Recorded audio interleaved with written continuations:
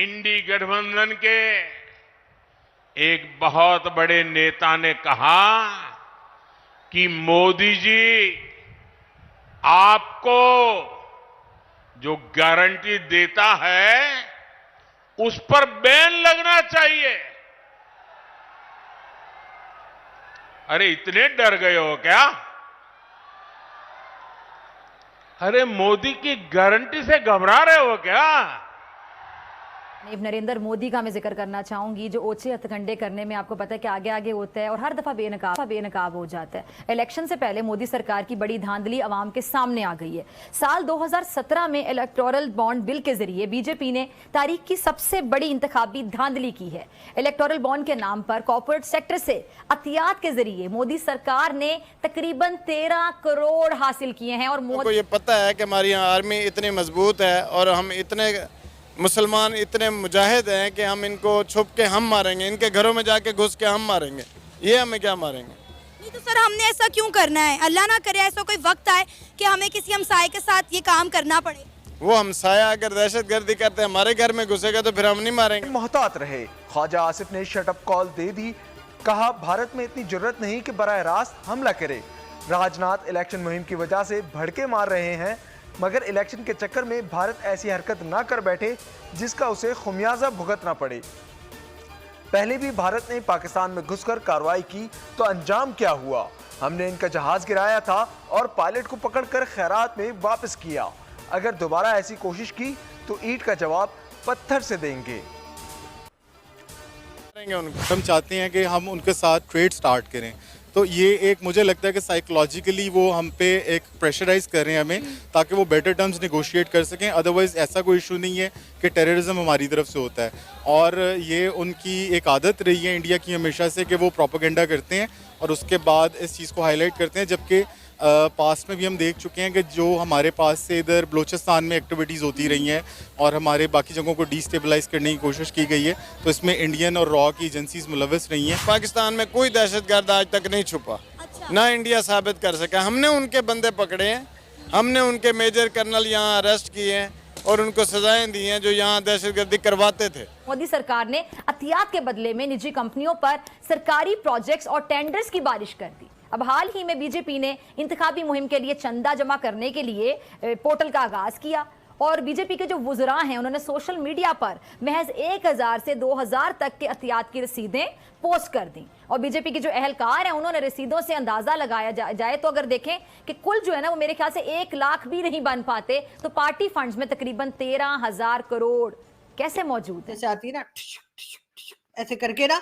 जी हाँ, तो वो जी बार बार ब्रेकिंग न्यूज चल रही है और वो ये कि राजनाथ सिंह साहब जो कि डिफेंस मिनिस्टर रहे हैं भारत के और पीएम मोदी के काफी करीबी बताए जाते हैं, उनका एक इंटरव्यू आया है और उस इंटरव्यू में उन्होंने इस बात का इकरार किया है, इस बात को कहा है उन्होंने कि जी अगर पाकिस्तान से कोई तरह के टेररिस्ट आएंगे और हमारे यहाँ गड़बड़ करके और वापस भाग जाएंगे तो हम वहां जाकर भी जो है वो एक्शन कर सकते हैं। वहां पाकिस्तान में जाकर भी उनका मतलब था कि उन टेररिस्ट के ऊपर अटैक किया जा सकता है, उन्हें मारने की कोशिश की जा सकती है या उन्हें मारा जा सकता है। अच्छा, मैं आपको बताती, एक अरसे से मैं आपको पहले भी बताती आ रही हूँ कि ये शख्स नरेंद्र मोदी बाज नहीं आएगा।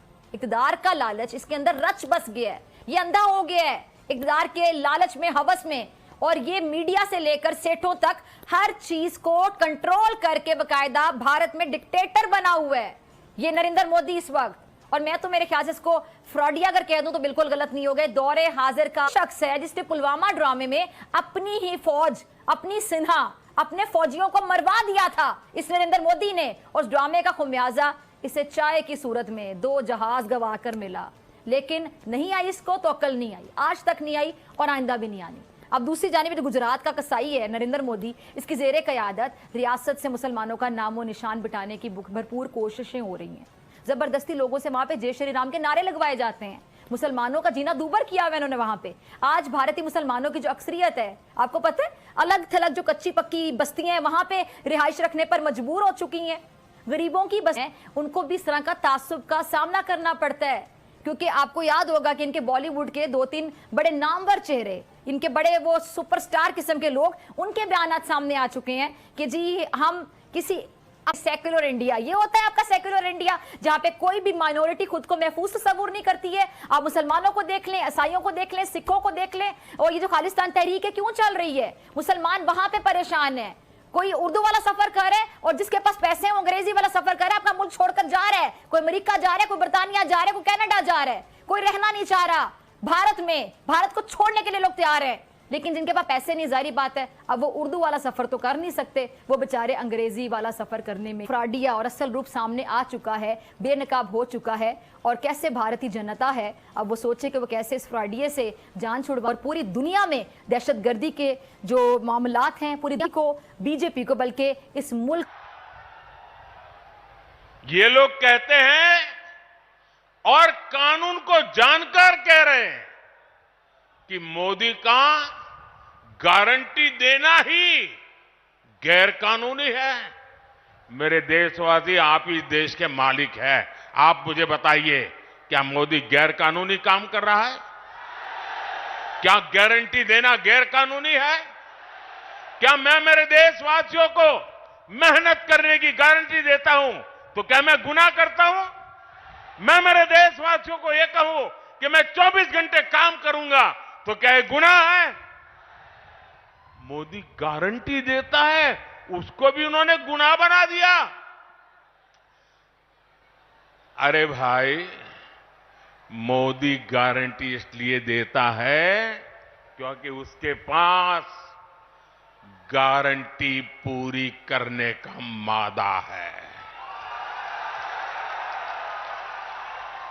मोदी गारंटी इसलिए देता है कि मोदी की नीयत साफ है। मोदी इसलिए गारंटी देता है क्योंकि वो गारंटी पूरी करने के लिए जी तोड़ मेहनत करता है। बहुत बहुत बड़े ब्रांड हैं जिनकी 20-20 फ्रेंचाइजीज हैं इंडिया के बीच में, वो उनके जो ओनर है वो भी मेरे साथ राब्ता करते हैं, क्योंकि मैं भी गारमेंट से रिलेटेड हूँ, तो वो भी इंटरेस्टेड है पाकिस्तान में अपनी फ्रेंचाइज बनाने के लिए। जब आप टेबल टॉक करेंगे, आपका इंडिया के साथ रिलेशन बेहतर होंगे, तो सबसे पहले आबिद अली इंडियन ब्रांड पाकिस्तान में लेके आएगा, ये प्रॉमिस मैं आपसे। और पाकिस्तानी गवर्नमेंट को आप यकीन कीजिए, मैं अपनी गवर्नमेंट को कह रहा हूँ, लाखों रुपए टैक्स मैं दे सकता हूँ अगर इंडिया के साथ एक महीने का लाखों रुपए टैक्स दे सकता हूँ मैं। अहंकार में डूबे इंडी गठबंधन वालों को खुद को देश का परमानेंट शासक समझने वाले इंडी गठबंधन वालों को ये समझ नहीं आएगा